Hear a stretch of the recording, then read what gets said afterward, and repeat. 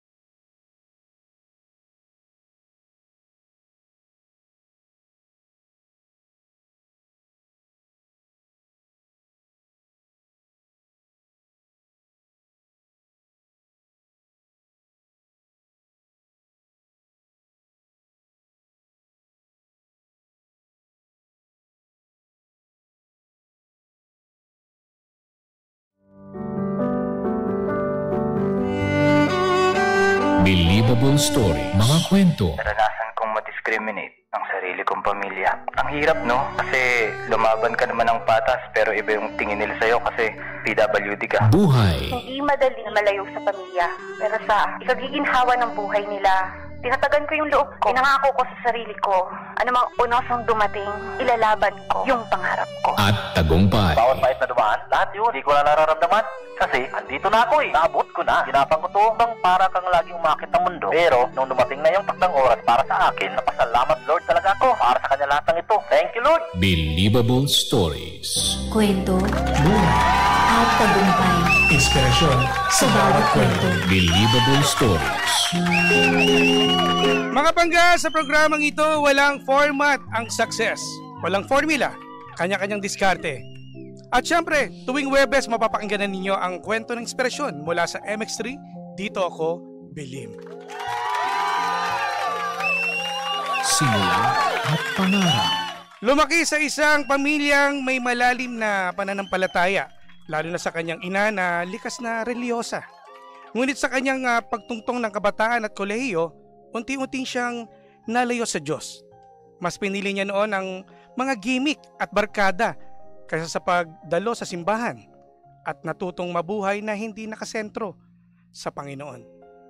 Pagsubok at pagbangon. Ngunit ang kawalan ng direksyon at pakiramdam na pagiging malayo kay Kristo ang naging pinakamabigat na laban niya. Ang hindi pakikinig at hindi pagdulog sa Diyos sa mga maliliit na bagay ang nagdulot ng emptiness. Doon niya na unawaan na kahit sa pinakasimple at pang-araw-araw na sitwasyon ay kailangan ang presensya ng Diyos. Gabay at pundasyon. Isang malaking himala sa kanyang buhay ang pagkakaloob ng Diyos ng dagdag na 9 na taon upang makasama pa ang kanyang inang may karamdaman. Sa halip na maagaw ng cancer, binigyan sila ng mahabang panahon ng pagmamahalan at paghahanda bago siya tuluyang pumanaw. Sa panahong iyon, natutunan niya ang tunay na kahulugan ng pananalig at pagtitiwala sa Diyos. Sa piling ng Panginoon, natagpuan niya ang kaligayahang buo, kapayapaan at katiyakan na lagi siyang naroon para sa kanyang pamilya. Sandigang banal na salita. Proverbs 3:5. Trust in God with all your heart and lean not on your own understanding. Mga pangga, buhay na walang direksyon. Ngayon ay may gabay ng Panginoon. Makasama natin ngayon si Marnie Manikad, mga pangga. Magandang hapon, Marnie! Good afternoon. Maraming salamat po. Ako, kamusta pagpunta dito? Na traffic ka ba? Inagahan ko. Yeah. Oo nga eh. Para walang traffic. Sobra, actually, yung mga nagigas namin dito, yun ang naging problema. Matraffic talaga. Sobra, no? At dahil sa problema natin sa bansa. At umuulan na naman sa labas, yes, diba? Yes, sobra. So, galing pa kayo saan bago pumunta dito? May mga meeting lang. Ako, buti lang. Nabigyan tayo ng pagkakataon na ma-interview Oo nga, natin. thank you so much. In advance. Yeah. Pero syempre, ito, Kara, pag-usapan muna natin, bigyan natin, para makuha tayo ng background kay Marnie, Yes. pag-usapan natin yung childhood mo. Ano ba yung naging buhay mo noon? So, thank you for your introduction kanina. Ganda, no? Ganda. Diba? Yes. Pinaganda namin. Ganda. Marnie Manikad dyan, hindi ako magalit Sir Jiggy. Okay. So, nung bata ko, Mhm. I come from a very religious family. So, yung mami ko, taong simbahan, nagdadasal sa altar, every day, nagdadasal kami ng rosary as a family. So, meron din niyang yearly retreat. Ganon. So, active siya. active. Mm. So, kami rin, no? Buong family. O kailangan nagre-retreat, Mm-mm. may mga norms na sinusundan talaga. So, when I went to college, dyan na nagsimula yung syempre happy ka, Tropa-tropa. no? tropa-tropa na wala kang responsibility, Mm. 'di ba? So what we perceived na happy lang would lead us to doing things na hindi dapat. Oo. Pero by the way, tanong ko lang, anong buhay or trabaho ng parents mo, like yung mother mo, yung father mo, anong trabaho nila noon? Ano sila? So ang mommy ko was in may school. Meron siyang school sa Bulacan, and then yung father ko was in real estate. Okay. Since nabanggit niyo po kanina na nagbago nung college ang lahat, pwede niyo po bang ma-share a little background lang about what your faith meant to you noon, noong mga panahong sobrang active na active pa kayo? So, bago ako nag-college, nagbabasa ako ng Bible. No? Babasa ako ng Bible. I came from an all-girls school. So, medyo, strict. Siyempre, Ano? tututukan ka ng mother mo Very ng parents mo Conservative. Yes, ganyan. ganon. yes, very. To which now I understand. Galing ako sa all-girls school. Hindi naman ako yung klase na talagang rebelde, no. I studied well and student leader din ako sa eskwelahan namin. So, when I went to college, nag-aral ako sa UP, Broadcast Communication. So, doon, maraming tao kang mamimit, no? Iba-ibang klase. Personality, tsaka yung medyo matropa, di ba? Yes. So, daming mga events, di ba? So, medyo nag-enjoy. Na-enjoy ng gusto. Na-enjoy ng gusto. Hindi, doon sa pag-enjoy na yun, medyo nawala ako sa, linggo na. Di ba, late ka magigising. Makakalimutan mo na ngayong magsimba. So, gradual po siya nangyari? Gradual. Slowly. Kasi yung mga bagay na sa tingin natin hindi importante, di ba? At that moment, akala ko, importante yung happy-happy, yung going out with friends. Importante naman. Pero kasi dapat... teenager days yan eh. Kumbaga, andito yung mga marami kang makikilala, tropa-tropa eh. Yes. Tapos, nung nag-graduate ng college, syempre, di mo alam kung saan ka papasok na kumpanya. Diba? So, talagang medyo lost na magaling ka, pero marami ring magaling. Diba? Pero tanong ko lang, yung time na nag-aaral ka ng college na, ano yung mga bulakbol days mo? Ano yung mga ginawa mo? Ginawa ko, gimmick talaga. Nagka-cutting paano gimmick? Kasi, kayo? Hindi. Cutting. Teka, makakalaman dito. Oo nga eh. Ano yung klaseng bulakbol? Like, for example, gimmick, paano yun? So, merong mga gimmick na hindi pinaalam. So tumatakas ka. Yes. Pagpagabi na, teka, tulog na yata, so aalis ka. Correct. So alam nung when I got older, nalaman ng parents ko yun kasi sinabi ko rin sa kanila. Hindi ba sila nakahalata ng pagtakas mo? Ganun? Hindi eh. Magaling ka magano, no? Anong rason mo that time? Anong nire-reason mo sa parents mo? Wala, tumatakas lang. Basta lang. Lumalabas sa bintana. Ganun, grabe. Oo, ganong level. Ganong level. Pero, meron po bang specific moment or experience na nag-start na kayo mag-doubt? Nung time na, di ba sabi nyo nga, pag gradual siya nangyari, na hindi na kayo nakaka-attend, siguro nung time na yun, hindi na rin kayo nakapagbasa ng Bible. Yes. Pero ano pumasok sa utak nyo na, parang ano tong nangyayari sa akin, nagda-doubt na ako? May ganun po bang moment? Parang slowly, so I graduated from college. As I've mentioned, hindi ako yung tipong pabaya in my studies. I was very focused, kumbaga dun sa pag-aaral ko. Pero pagdating naman sa time to have fun, fun naman talaga. Yung parang nag-enjoy ako, nagbababad rin ako. Kumbaga, maaga na ako umuwi. Parang gano'n. Umaga na. Umaga na. Pag sinabi ng magulang natin noong araw, umaga ka umuwi. Umaga nga umuwi. Kaso nga din sa oras na madaling araw, umaga na. So, naiisip niyo po ba ng mga time na yun, teka lang, parang ang layo ko na? Yes. Naisip niyo yun? Naisip ko yun. Kasi nung pag-graduate ko ng college, syempre maghahanap ka na ng mapapasukan. No? I felt kahit na happy ako, hindi ako completely happy. May kulang. May kulang. Parang hinahanap ko, ano nga ba yung kulang? Ano nga ba? Pero may time po ba na, sinasabi nyo nga nararamdaman nyo yun, may time ba na kinausap ka ng parents mo na, anak, parang nakakaramdam kami na hindi ka na uma-attend, wala nang ganito, inumaga iba ka na. Yes. May time ba na ganun? So ito na, ang mami. So meron. Ang mami. So ang mami ko, both my parents passed away already, no? But I take so much strength dun sa fact na talagang yung life lessons na naituro sa akin ng magulang ko talagang ingrained sa pagkatao ko. So one night my mom told me and sinabi niya na, I have been praying for you. I have been praying for number one, hindi niya type yung aking boyfriend at that time, no? Okay. So, namimili na. So every night, sabi niya na I've been praying na sana that the Lord will give you the right one. So don't rush. Diba, take your time, get to know other people, Yun, isa yun. Ano yung tinitingnan sa tingin mo ng parents mo? 'Di ba sabi mo yung naging karelasyon mo ay hindi boto sila. Ano ba hinahanap nila para sa iyo? Hinahanap nila yung God-fearing number one. No? And may direction sa buhay. Someone who can help me grow in faith and love kay Christ. That's number one. And at the same time, hindi yung may vision. Hindi naman necessarily super yaman, no? May Hindi plano for the future, gano'n. Correct. But can steer the ship going to that direction. Oo. May moment po ba na nag-guilty kayo?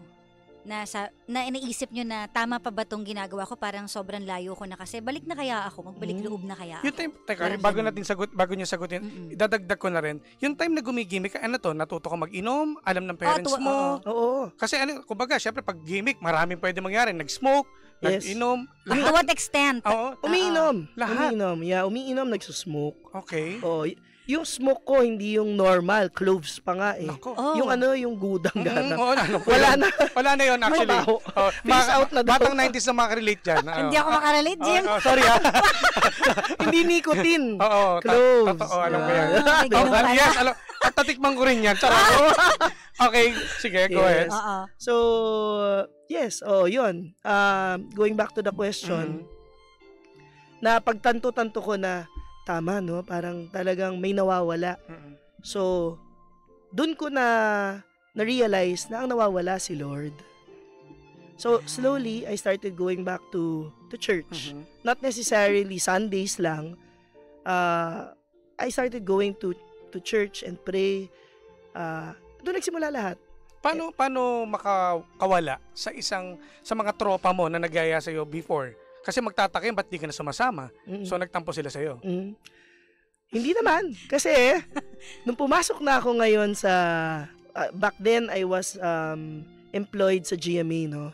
So, nung pumasok ko sa GMA, meron ako nakilala, yung pinagdadasal ng mami ko. Ay, nangyari na. Nangyari na. Ito na. Finally. Okay, sige. Oo.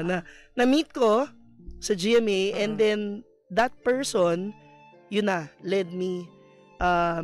he was going to mass every day. Ang galing ng prayers ng mama mo. Diba? Kumbaga nabivision niya na yung mangyayari. Teka, hindi kasi talagang pag pinagdasal mo yung isang bagay, lalo na kung lagi mo siyang ginagawa, ibibigay talaga eh. Yes. Kaya prayer is very, very important. And powerful. Very powerful siya. Diba? Banggitin natin kay Lord yung gusto natin, ibibigay ni Lord yan. Yes. So my mom was in the altar every day. Pag umuwi ako ng umaga, nasa harap ng altar, tulog. In front of the altar. Napuyat na, sa kakahintay. So, it's a blessing really, no, na parang napunta ako sa GMA. I met my husband, si Jiggy. Jiggy Manikad, yes. Who, we have 3 beautiful children who are watching. Yeah. Hello. Gusto ko malaman yung love stories nila. Ay, kung paano nga. Kasi 'di ba, pinagdarasal ng parents mo na makakilala ka ng tao na talagang para sa iyo habang buhay. So, paano mo siya pinakilala sa parents mo at nakita na ba kagad ng mother mo na eto na siya? Yes. Sinabi niya, anong reaction niya? Kasi yung ex ko, no? So, pag Valentine's, magdadala ng ano yan? Bulaklak. Sorbet. Wow! Sorbet. Diabetic ang father ko. Sasabihin ng father ko, sugar-free ba yan? Okay. Pero si Jiggy, punta sa bahay, sasabihin ng mami ko, mag-serve ka ng ano. Humaharap ang mami. Sa iba hindi humaharap 'yon. So kasi Jiggy was very intentional. Very siya, nandoon siya umaga, gabi, breakfast, dinner. Sincere talaga. Sincere. So nakita ng mami ko yung sincerity. At saka very religious rin eh. So nagustuhan ng mami ko 'yon. Yung sa father mo, nagustuhan kagad siya. Kasi iba kasi ang, di ba tayo sa parents natin, minsan boto yung nanay eh. Minsan yung tatay ko kontra. Teka lang, kailangan mo na makilala to. Yung father mo, boto na kagad siya. Boto. But we started out as friends. So, he was actually my first friend sa GMA. And then, it progressed from there. But he was very much welcome sa family namin. And it's been ilang years na ba? We were married to 2008. So, ilang years na yun? Math. Medyo mahila ako sa math eh. Matagal na. 16 ba? Sorry. Kaya tayo nag-mascom. Oo nga eh. Tama. Basta yun. Matagal na. Since 2008. 2008. Tagal na rin. Nagbibilang pa. Oo nga eh. Oo. Pero eto, yung time na kinasal kayo, syempre, sa buhay na may asawa, hindi nawawala yung problema. Ano yung pinaka matinding pagsubok na dinanan nyo ni Sir Jiggy? So, wala talaga yung major na problema, but it's really the everyday miracles, problems na pag nag-aaway na kami, one time Jiggy said, "Teka muna, mag-pray muna tayo." Ano to, talagang major moment na nagsisigawan na gano'n. Talaga? Mag-pray muna tayo. Ganun siya. Kasi hindi to normal yung mga ganitong emotions na lumalabas and we say things that we don't mean. So, gano'n, no? And the value that we get from praying, hindi lang praying, but really talking to the Lord dun sa mga everyday na struggles. Yes. Not even struggles, but moments. Yes. No? Halimbawa ako, meron akong ka-online meeting. Sasabihin nung, yung parang nagpe-present ako. Bigla ko nalang may isip, Lord, parang nawawalan na ako ng hininga. Diba? So, takbuhan mo talaga every time. Si Lord, on my mind. Sabihin, Lagi. He will talk back to you Sasabihin ni Lord, relax, hinga ka, go. Maririnig mo si Lord. So, that's when you realize that, having a relationship with the Lord should be number one. Tama. Should be number one. Kaya nga when I was invited here, sabi ko, kapatid, sabi ko kay Sisa, what will I talk about? Sabi niya, yung mga experiences mo kay Lord. Kasi una tinanong ko, saan ba? Malayo. Sabi niya, experiences mo with the Lord. Go. Parang you never say no to God, diba? And if you're going to really talk about your love for God, at any point in time, at any time of the day, go yan. Diba? No. Marami na kasi sa ating mga panggaano, yung parang naiinip na. Yes, diba? Yes. Kasi, ang Panginoon naman kumbaga, nakaschedule yan Kumbaga, lahat ng hiling mo, hindi naman agad ibibigay yan Kailangan din natin ng kilos. Yes. Yun ang importante. Yes. Ang tanong ko lang, si Sir Jiggy Manikad ba talaga yung parang pinaka-main na nakatulong para magbalik loob kayo fully? Kasi 'di ba nabanggit nyo kanina na siya talaga yung sobrang religyoso. Religyoso, talagang matyaga. No, actually, Jiggy is he's a big factor. Pero I have a guardian angel na one day kinalabit na rin ako and told me, sabi niya, tama na. So bago nyo pa nakilala si Sir Jiggy, nangyari na yun. Yes. Naramdaman nyo na yun na dapat na akong bumalik. Yes. And then, mas nakatulong lang lalo. Yes. I see. Doon sa medyo yung gimmick-gimmick mo noon, kumbaga, Bulakbol days, may natutunan ka ba na sa mga ginawa mo noon? Oo, talagang, syempre, pag bata tayo, talaga mag-e-enjoy tayo. I-enjoy natin na, yun nga, walang iniisip na responsibility. But if I were to bring it back, I would do it, pero I would be more responsible, 'di ba, na merong kang oras na kailangang tama na or may limit, 'di ba, na enough, parang gano'n, no? Correct. And hindi ko syempre papayagang mawala si Lord. Yes. Kasi nung time na 'yun wala si Lord Kasi if ang isang bagay araw-araw mo siyang ginagawa, you completely forget the Lord every day, mawawala siya Magtutuloy-tuloy. Yes. Magtutuloy-tuloy. Kung ano yung nakagawian mo. Iba yung focus mo So dapat huwag mo sisimulan. Yan. Diba? Oy, magandang Tama yun, maganda yan. Huwag mong simulan. Yes. Kasi you'll never know kung saan ka dadalhin nun Correct. Tuloy-tuloy na ginagawa mong hindi maganda. Correct.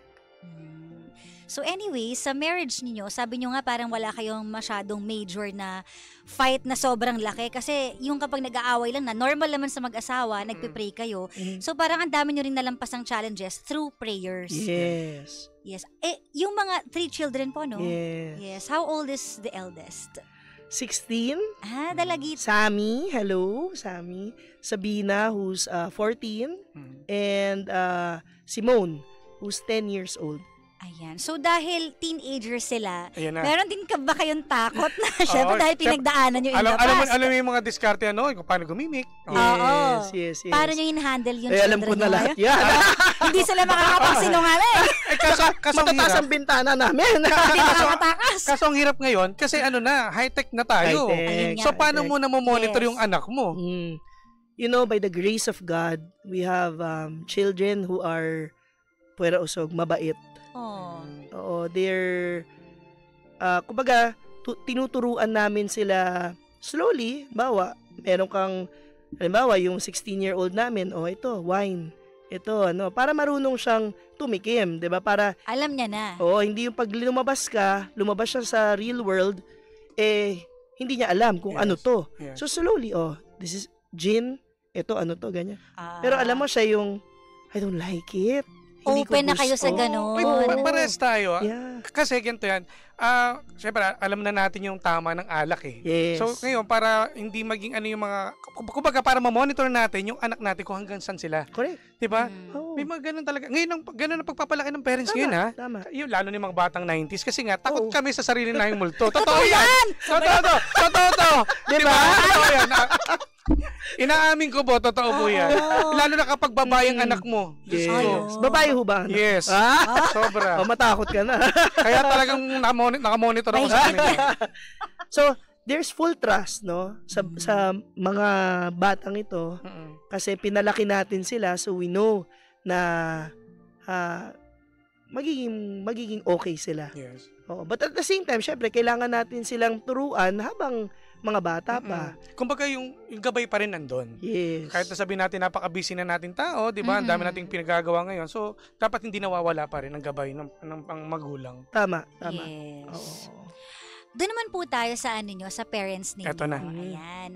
So, nabanggit nyo kasi kanina, both sila Yes. nawala na. Yes. So, sabay po ba or halos magkasabay? Paano ba? So after a year, my mother passed away 3 years ago, and then after 2 years namatay naman yung father ko. After a year namatay naman yung father ko. So, halos magkasunod. 1 year lang. Nung Oo. dumating ba yung dagok na yun sa buhay nyo, na-test ba yung faith nyo ulit? Or kapit na kayo sa faith nyo talaga? No. Kasi ready na kami ni Lord. No, my siblings and I, ready na kami ni Lord for the time when they took our mother. Kasi ang tagal na may sakit ng mami, no? She's very religious, as I've mentioned. So 9 years, she had cancer, pero she didn't die of cancer. Multiple organ failure na. Pero she was on remission for many, many years. Ang tagal din nung 9 years. Ay, pag lumaban siya.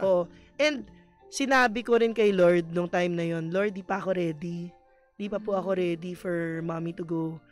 And then, the day before my mom passed away, sabi ni Lord, ready ka na. He took my mother. Oo. Pero never ka bang nagtampo sa ating Panginoon? No. Kasi, di ba, kumbaga parang hindi ka pa ready, gano'n. Siyempre, ang hirap din mawalan ng magulang. Lalo na ang ating nanay, di ba? Hindi ka nagtampo sa kanya. Ako no, kasi I never question the decisions of God, no, for my life. I always believe na every gift, every no that He will say is a gift. Kasi ililid lang tayo ni Lord to a better place, to something better. Kung hindi niya binigay yan, yung gusto natin. So parang somehow, nung nalaman yung may cancer yung mama mo, somehow niready mo na rin yung sarili mo na darating yung time na pwedeng mawala sa akin yung mama ko. Yes. Ah. Pero lumaban ng mami. Oo. Kasi 9 years, sipin nyo, 9 years yun. Tsaka ang tagal din nun para, di ba? Parang Yes. pinahiram pa sa inyo ng 9 years. Correct. Pero sa 9 years na pakikipaglaban niya sa cancer, no? Ano yung hindi mo makakalimutan na binili niya sa'yo? Yun. Trust in the Lord with all your heart and lean not on your own understanding. Proverbs 3 verse 5. Ano yan kasi talagang whenever I'd see my mom, so wala na siyang buhok because of the cancer, nasa hospital bed, hawak ang rosary, nagdadasal.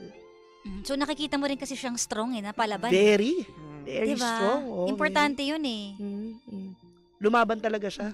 Siyam na, kumbaga 9 years yun, hindi biro yun. Oo. So, nung day na, take us back po dun sa day na nawala na siya, ano yung mga last words niyang sinabi sa inyo? Kasi na-coma siya eh. Oh. Oo, na-coma siya. Pero prior to that, nakapag-confess. Anong Ano yan? confession? Oo, nakapag-confess siya. Siyempre, di natin alam. Pero she was crying in the confessional. Okay. So, medyo weak na ang mommy, no? Nung time na yon, nakapag-confession pa.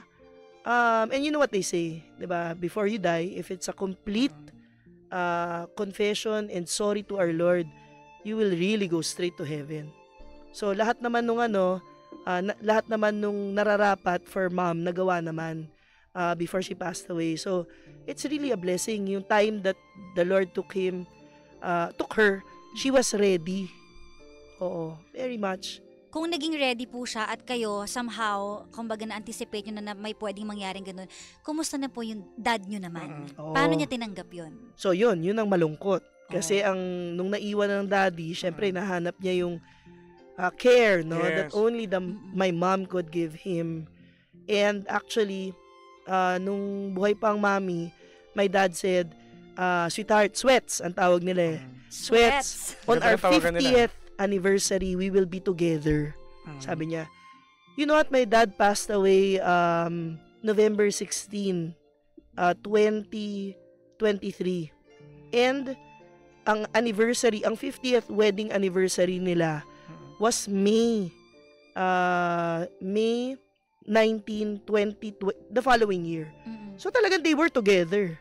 'Di ba? Together na sila in heaven, celebrating the 50th anniversary. So, Sabi yun. oo.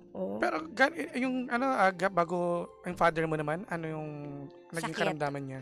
Yun, my dad was diabetic, pero nung namatay, hospital na siya eh, nakuha niya from the hospital yung Kumbaga naawa? Ganun? sepsis na yun eh. Okay. Okay. So, parents mo is pareho nang wala. Paano nyo po hinandle yun sa everyday lives nyo? Kumbaga, ano yung mga changes?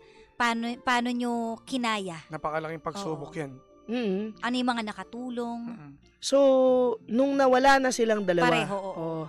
It's hard not having parents. Kasi wala ka ng, syempre, nag-away, may kaaway ka, di ba? Sumbungan eh. Oo, syempre kay Jiggy. Sandalan. Paano kung si Jiggy ang kaaway mo? Yeah. Syempre, doon ka tatakbo sa side mo. Oo, di ba? Tatakbo ka doon. Pero wala na. Di ba? Wala na. So, ang realization is that ako, when I look in the mirror, I see so much of my mom in me. Really. Na, ang galing ni Lord, no? Ang galing ni Lord nung transition na ginawa niya na, syempre, I would confide sa mami ko pag meron akong gustong tanungin or meron akong gustong ikonsulta. Pero, wala eh. Ang pwede mo palang konsultahin si Lord. 'Di ba? So you pray a lot kasi hindi mo malalaman yung value ng prayer unless you really do it. Kasi hindi mo makikilala si Lord kung hindi ka rin niya kilala. Kailangan kilala ka niya. Kailangan ilapit mo kasi yung sarili mo eh. Oo, kasi ano ba naman ang hindi binigay ng tatay na hiningi mo? Tama. 'Di ba? The Lord will always give us the desires of our heart if we really pour out our heart to Him. So, importante na alam niya yung linalaman ng puso natin on a daily basis. Malaki man, maliit man, 'di ba? We walk in faith, 'di ba? Not by sight. 'Di ba? By faith. Oo, nasa Bible 'yan. So, important yung we take courage in knowing that the Lord will always be there for us no matter what circumstances. Tsaka yun nga, dapat gawin natin siyang everyday miracle na talagang be a blessing to others. Diba? The people we don't know, the people we just met, we share how much. Kasi some people think, ay, ang weird. Parang talking about God. Oo. Di ba? May mga ganun nga. Maraming ganyan, maraming Diba? ganyan. Ang Totoo yan. corny mo naman. Corny ano mo ba yan? naman. Oh, pero alam mo, ganyan din ako before. Oh. Na parang nag-aano ako na, ay, kami ni Jiggy na, ano ba yan? Ang weird naman ito. Parang ganyan-ganyan. Pero pag nakilala mo pala talaga si Lord, iba. You know? Hindi mo kailangan hindi mo kailangan to amass material wealth. All you need is the love of the Lord. Complete eh. Complete happiness siya. Oo. So parang dun ka kumuha ng strength talaga na nawala yung parents mo. Yes. Alam mo, natutuwa ako, Kara, kasi the way you speak, Marnie, parang, dating gimikera.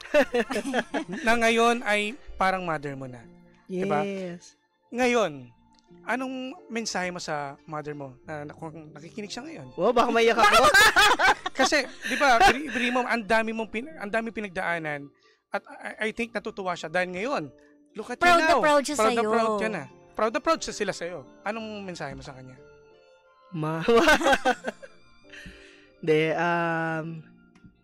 Yeah, I just wanted to say, I miss you so much and I love you. I miss talking to you and seeing you in person kasi iba-iba yung aura, iba yung smile ng mother ko eh. It's only a smile that a mother can really give, and the support that she really gave me throughout my life, ibang level. Naku, naiiyak ako. Aww. So I just want to say for all the prayers that she gave me throughout her life. Talagang thank you, Ma, because I'm really happy. I'm very much happy and contented with the life that I have. Of course, hindi mangyayari 'yon kung hindi malalim kung hindi mo talaga ako pinagdasal. And yon, thank you. Ibang level din naman kasi si Jiggy. And I know if he's listening, kung minsan ayaw rin niya nababanggit siya sa mga interviews kasi sasabihin niya, hindi, ikaw dapat ang spotlight niya na, diba? But really, this life is really meant to grow old with him. And it's a prayer that I say every day, Lord, thank you for blessing me with a family that really prays for me above, paggising sa umaga, nagdadasal na yan for the little things and the big things. So, I wanted to say thank you also to Jiggy for that. And I want to say thank you to my mother for leading me to decide and to embrace Jiggy to be my husband. Kasi talagang, if it weren't for her, I wouldn't be where I am right now. So, Ma, I love you and you're gonna live in me. Yes. And last, sa father mo. Ayun. Nako, Dad. Comedy kasi ang daddy. So, yeah, Dad. I always pray for you every day. And I know you're really, really happy to be with Mom right now. Celebrating just her birthday 2 days ago. And I pray, Dad, that you're happy already. Kasi ang dami nyo ng barkada dyan in heaven, no? Celebrating. Parang they're all there. Yun yung conversation that I had with Jiggy this morning. Sabi ko, parang ang dami na nila dun. And I know you're having an exciting time. I miss you, Dad. I love you. And I will keep praying for you every day. Meron po bang effect yung pagkawala ng parents nyo the way you look at life now? Or may mga learnings ba kayo natutunan sa kanila na iba na yung tingin nyo sa buhay ngayon? So, the way I approach life really is that, I've been blessed with so much in my life. And the way I want to live it is, I just want to live my life for God. Without sounding too preachy, but I want to really offer my life, my work, for the glory of God. So, how do we do that? We have to be a blessing above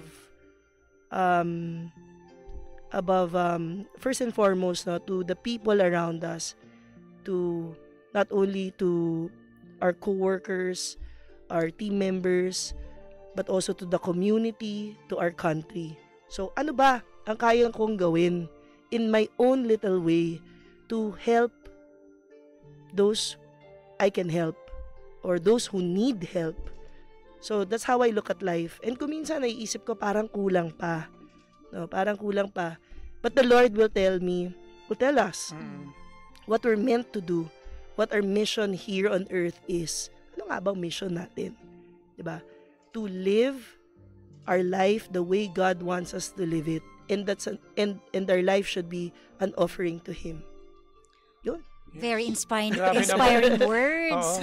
Sobrang, actually, kulang yung oras natin talaga. Oo nga eh. Kaya, maraming salamat, Marnie. Nako, thank you so much for guesting me. Sabi mo, yung story mo, wala lang, pero ang ganda. Ang ganda ng story. Alam mo, isa dito sa natutunan ko, Marnie, Cara, yung pagpapalaki ng magulang natin. Swerte tayo eh. Yes. Hindi lang tayo nakikinig. Di ba? Yun yung realization eh. Di ba, totoo? Kumbaga, andito sila sa atin, sa tabi natin para gabayan. Kaya yung mga Gen Z natin nanonood at nakikinig sa radyo, ha? Oo, sana ma-inspire din sila, di ba? At saka, totoo talaga yun eh, na kapag medyo nalihis ka ng landas, mararamdaman mo talaga yung kulang. May kulang talaga sa'yo. Kasi hindi porket happy-happy ka, yun na yung kasiyahan. Pero marirealize mo along the way, masaya nga ako, nag-e-enjoy ako, pero what's missing? Yun. Diba? Oo. Yun talaga eh. So, guys, salamat. sana may natutunan kayo. Marnie, sa pagbigay ng magandang believable story sa mga pangga natin. At dahil dyan, Cara. At dahil dyan, eto na. Wow, may plaque. Yes, this is for you. Wow. Paghanga at pagkilala kay Marnie Manikad para sa pagbabahagi ng iyong kwento ng sakripisyo at tagumpay sa programang Believable Stories na nagsisilbing inspirasyon sa bawat pangga. Pinagkaloob ngayong September 11, 2025, 4 p.m. ng hapon, 3rd floor E-Square Building, Barangay North Green Hills, San Juan, Metro Manila. Kasama ang aming mga puso at pasasalamat. Para po sa inyo to. Ayan. Thank you so much. And wait, there's more. Wow, salamat. Ano pa? Ayan. Ito pa. Wow! Thank you. Kaya baka may gusto po kayong batian at pasalamatan. Naku, maraming salamat po sa pag-guest sa akin today. Sabi ko, ibang disiplina tong radyo. Nanibago ka, no? Oo, kaya picture. Sabi ko, ibang disiplina kasi ang forte talaga natin, television, sa TV, no? Sa TV tayo. So maraming salamat for allowing me to share my story and yung love that I have for the Lord. Thank you very much. Tsaka sa mga nanonood, hello kay Jiggy, sa aking mga bagets, Sammy, Sabina, Simone, tapos sa Team MMPI, hello, nakikinig kayo, hello. Tsaka po yung mga nanonood ng Netflix, ito na yung pagkakataon, habol nyo. Yes, meron po tayong documentary series that's out on Netflix, I Love Filipino. It's an all Filipino documentary series about our culture, our heritage. So manood po kayo. It's a passion project. I directed that documentary series hosted by Jiggy, and enjoy po kayo. It's our contribution to our nation. Ayan. Alright. Support tayo. Thank you po. Maraming salamat, Marnie. Thank you. At kay Sir Jiggy. Idol ko to eh. Teka, pwede ba akong pahabol? Ay, sige po, go ahead. Hi to our NSSG family. Hello po. Yan. Ayun. Okay po, maraming salamat. Nako again, babalik pa po kayo. Yes. Iimbitahan ulit natin si Miss Marnie. Thank you. Malay mo, next week si Sir Jiggy. Ayun! Ay! Pwede! Okay, comment nyo dito. Naku, i-comment nyo na. Comment on hashtag Jiggy Manikad. Si Jiggy. Thank you, maraming salamat, Marnie. Thank you, God bless. At syempre, Cara, maraming salamat sa pagsama sa akin. Oo nga, thank you Every din. Thursday na to. Oo nga. Ay, nako. Carbo. Carbo tayo for the For the win. Yes. Sa mga panggapo natin, syempre, sa programang ito, walang format ang success. Walang formula. Kanya-kanyang diskarte, kanya-kanyang tirada. Tuwing Huwebes, mapapakinggan ninyo ang kwento ng inspirasyon mula sa MX3. Dito ako, Believe. Ikaw, ano ang believable story mo? Believable Stories. Maraming salamat at syempre magbabalik pa po ako mga pangga at thank you Kara sa pagsama. Thank you din, See you on Jen. next Thursday. Yes, see you.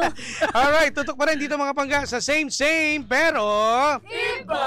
We are number 106.7 Energy FM Pangga. Huwag sabing radyo. Sabihin mo! Jimshi! Jimshi. Jimbo at